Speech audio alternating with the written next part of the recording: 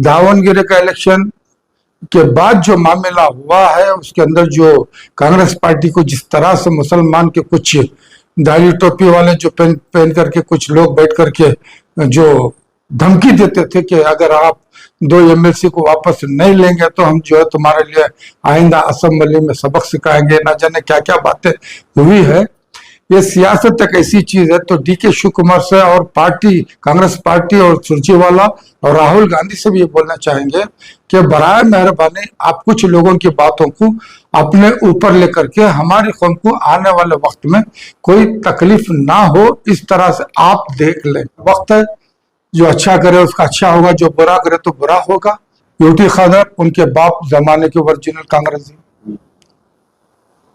जो रिजवान आए तो वह भी कांग्रेसी, शेख सलीम अहमद भी कांग्रेसी। कॉलेज के टाइम से लीडरशिप निभाते आने वाला हमारे पास एक जो है डॉक्टर सैयद नासिर हुसैन, जाते थे JNU से भी उन्होंने वहां पर भी लीडरशिप करके उन्होंने आज सेंट्रल में है। बहुत खुशी की बात हमारे लिए। बाबा जी, कर्नाटक की सियासत में जो है बदलाव आ चुका है, नए मुख्यमंत्री होने वाले हैं। 3 तारीख को जो है नए चीफ मिनिस्टर जो है डीके शिव कुमार बनने वाले हैं। तो पिछली गवर्नमेंट में भी जो है कांग्रेस की हुकूमत थी, बहुत सारे मुसलमानों के ऐसे इश्यूज थे जो हल ना हुए। तो आइंदा भी जो नए चीफ मिनिस्टर बनने से क्या आपकी रिक्वेस्ट है, क्या गुजारिश है और क्या कहना चाहिए? सबसे पहले मैं मुबारकबाद देता हूं डीके शिव कुमार और उनके साथियों को, ताकि कांग्रेस पार्टी के अंदर जो सही कांग्रेसी थे वो लीडर अब रूल करने आए हैं। ये क्यों सही बोलने का मतलब क्या है, जितने भी बाहर से आए हुए थे कांग्रेस पार्टी में उनकी रूलिंग चल रही थी। अब जो है सही जो कांग्रेसी जो वफादारी जो कांग्रेस के साथ वफादारी की डीके शिव कुमार, इनकी वफादारी जब अहमद पटेल को जिताना था, गुजरात से 40 MLA ला करके इन्होंने राज्यसभा का MP बनाए थे। उन्होंने वो बनाने की वजह से क्या हुआ, इनके ऊपर AD IT सब राइड कर करके इनको जेल तक भी जाना पड़ा डीके शिव कुमार को, सिर्फ अहमद पटेल को राज्यसभा मेंबर बनाने की वजह और 40 MLA को इन्होंने जो रख करके जो हिफाजत की थी उसकी वजह से जेल में जाकर आने के बावजूद भी इन्होंने कांग्रेस की पार्टी से थस से नस नहीं हुआ। ये अच्छी बात मैं बता रहा। SM कृष्णा रहने के टाइम के ऊपर जब इन्होंने उनके साथ में बहुत थे, मैं देखता था ऐसे, तो ये इंसान आज बहुत पहले आना था, इनके ऊपर जो केसेस थे ये वो थे, उसकी वजह से जो है ये नहीं आए। ये जब ये हुकूमत बनी 3 साल पीछे, तो 2.5 साल का हिसाब था, तो 2.5 साल के बजाय 5 महीने एक्स्ट्रा भी हो गए। ठीक है, अब ओरिजिनल कांग्रेस पार्टी के वफादार जो वर्कर्स हैं, लीडर्स हैं, उनके हाथ में हुकूमत आई है।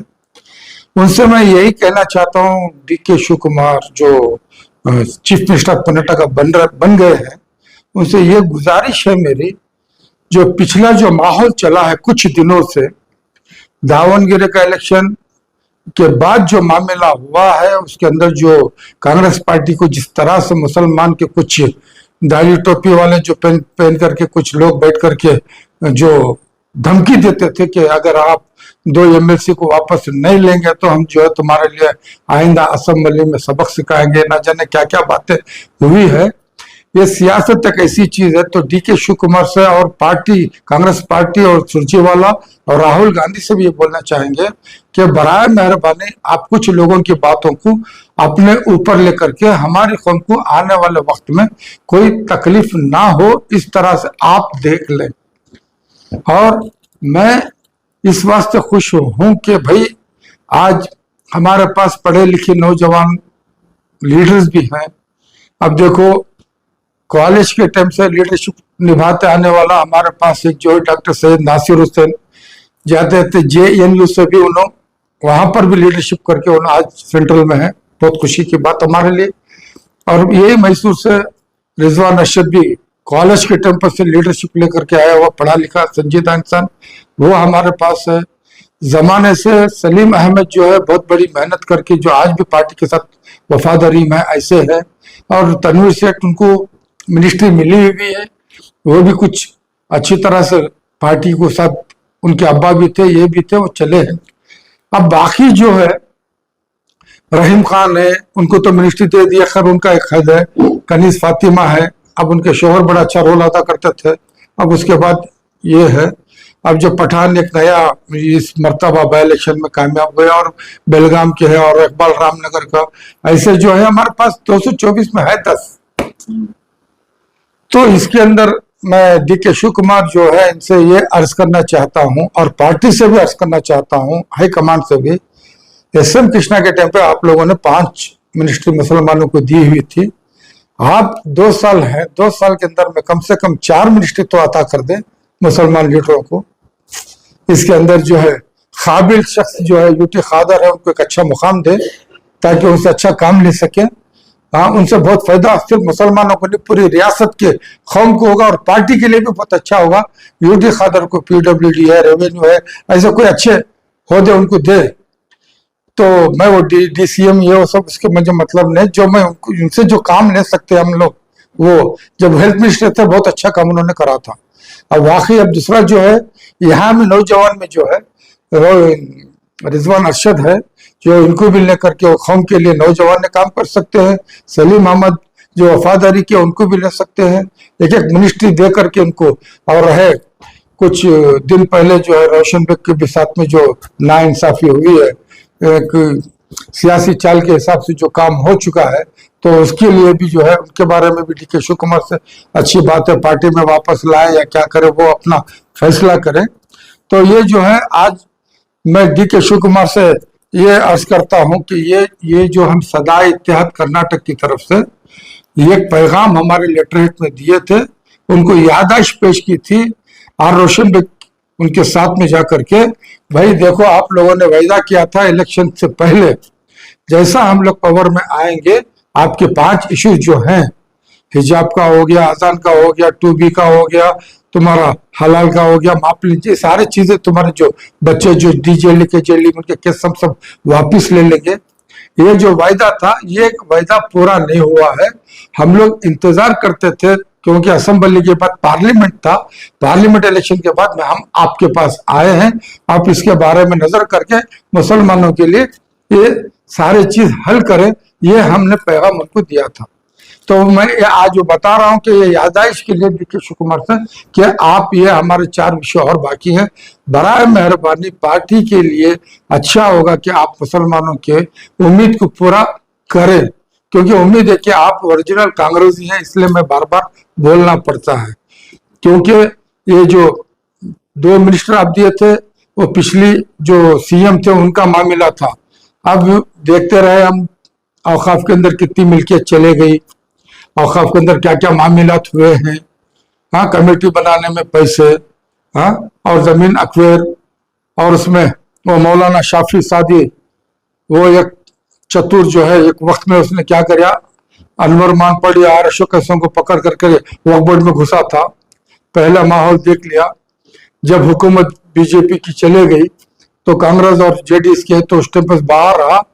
फिर उसके बाद जो है जो कांग्रेस हुकूमत गिरने के बाद ये येडियुरप्पा को पकड़कर उसके बेटे को पकड़ के वो और याकूब को रख करके वो फिर अंदर घुसा। मैं गलती कहाँ हुई, नुकसान कौन को कहा, वो बात आ रही है। उसके बाद बाबा जी अकेले शाफी सादी अकेले इसमें मुब्तला नहीं है, कहते हैं कि कांग्रेस के तमाम लीडरान वक्फ बोर्ड के जायदाद में शामिल है। मैं पूरी मेरी बात आप लोग नहीं समझ रहे। जो आदमी RSS का था, जो आदमी जनता दल का था, वही आदमी जब कांग्रेस में आया उसे इस कदर जो वक्फ मिनिस्टर क्यों रखा गया, ये सवाल मैं उठा चुका हूँ। इससे पहले भी कांग्रेस के लीडरान के ऊपर एलिगेशन है, चाहे मैसूर का हो या गुलबर्गा का हो। गुलबर्गा का क्या है? गुलबर्गा से जो कनीज फातिमा बोलिए, उनके हस्बैंड, बोलिए जी, उनके ऊपर भी कहीं ना कहीं वक्फ बोर्ड के जायदाद का लेकर नाम सामने आता है।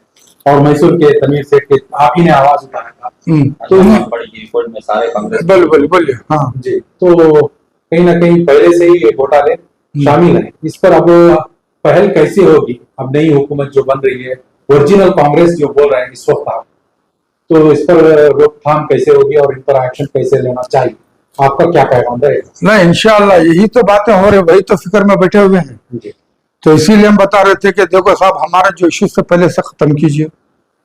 डीके शिव कुमार से जो हमने सदा इतिहास से जब जाकर के हम लोगों ने कहा था, तो यही बात तो मैं वापस आज फिर कर रहा हूँ कि उनको याद दिलाने की कोशिश, जिस तरह से इर्द गिर्द आज जिस तरह से जमीर अहमद खान के ऊपर एक एलिगेशन है, उसकी मैं हमदर्दी से बोल रहा हूँ। मैं बार बार कहा था कि ऐसे लोगों से तुम्हें तकलीफ होगी। जिस तरह वो अनवर बादशाह को लेकर के अपनी जिद पे अड़ा रहे, शाफी सादी को नहीं लेना था उसे लेकर के रहे, और खालिद को लेके आए, रियाज अहमद को लेके आए, जितने एलिगेशन जिन जिन के ऊपर था वही लोगों को साथ में लेकर के आए। उसी का ये जो खमीजा है आज उनके खिलाफ हो रहा है। आप लोग देखिए, अब ये सब किसके आदमी थे? सब जमीर अहमद खान, जमीर अहमद। अरे कहां तक उसका नाम इस्तेमाल करके बर्बाद कर दिए, और वो आदमी भी समझ नहीं पाया। क्या मैं पहले भी बोला था कि ये पावर हमेशा नहीं रहेगा। मैंने बड़े बड़े अकाबिरीन सियासतदानों के साथ बैठा हूं, देखा हूं, उनके बच्चों के ऊपर क्या हाल है वो भी देखा हूं। ये मैं बताया था, लेकिन समझने खैर वक्त है। जो अच्छा करे उसका अच्छा होगा, जो बुरा करे तो बुरा होगा। आज भी जो है मुसलमान अच्छी उम्मीद रखे हैं कांग्रेस पार्टी से। बिल्कुल रखना चाहिए, क्योंकि मैं बता रहा हूँ ना, इसीलिए क्यों है, यूटी खदर उनके बाप जमाने के ओरिजिनल कांग्रेसी, जो रिजवान आए तो वह भी कांग्रेसी, शेख सलीम अहमद भी कांग्रेसी, रोशन बेग कई साल कांग्रेस में गुजारा। पहले वो जनता दल में थे, होम मिनिस्टर थे, उसके बाद जिनके नाम ले रहे हैं, हाँ, क्या ये लीडरान वक्फ बोर्ड के जो जायदाद पुराने लीडर कब्जा करके बैठे हैं, एलिगेशन से नहीं, उन पर कुछ कार्रवाई करने का आप मुतालबा करें? हाँ, ये एक उम्मीद है। वजह क्या है, आज जो औकाफ के चेयरमैन हमारे साहिब सज्जादा ख्वाजा बंदा नवाज गैसुद्दीन रहमतुल्लाह तआला अलैह, साहिब सज्जादा और पढ़े लिखे चांसलर यूनिवर्सिटी, समझे ना, और एक पढ़े लिखे हाफिज कुरान, संजीदे इंसान, सदर सदा इत्तेहाद के सदर भी हैं हमारे। तो उनके अंदर इतनी संजीदगी है, इतनी सब्र है, तो उनसे उम्मीद है कि भाई अब हमारी जो मिल्कियत है उसके पीछे जरूर कुछ ना कुछ हमें वापस लेने की भी कोशिश हो सकती है, और उसके ऊपर काम भी कर सकते हैं। क्योंकि अब जो बदले हो ना, जो मेंबर्स जो इलेक्ट होकर मेंबर आए गवर्नमेंट की तरफ, उनको हटा करके दूसरे मेंबर्स आएंगे तो जरूर कौम हमारी उम्मीद रख सकती है। अभी डीके शिव कुमार सीएम बनने के बाद सदा इत्तेहाद फिर से जाकर एक मर्तबा मुलाकात करेगी इंशाल्लाह जरूर। क्या हुआ, अभी जो कुछ दिनों से हम लोग सब बिखरे हुए हैं, ये जो ईद आ रही थी और कुछ लोग हमारे हज पे गए हुए हैं, कुछ लोग और हैं, तो इंशाल्लाह हमारे जो 27 मेंबर्स हैं, हम बैठ करके जो है बात करके इंशाल्लाह जरूर उनके लिए एक मुबारकबादी फूल का हार भी पेश करेंगे डीके शिव कुमार को, और उनसे कहेंगे कि भाई तुम्हारे से उम्मीद है, उम्मीद को आप बरकरार रख लीजिए, हमारे उम्मीदों को मत तोड़िए, ये हम उनसे कहेंगे।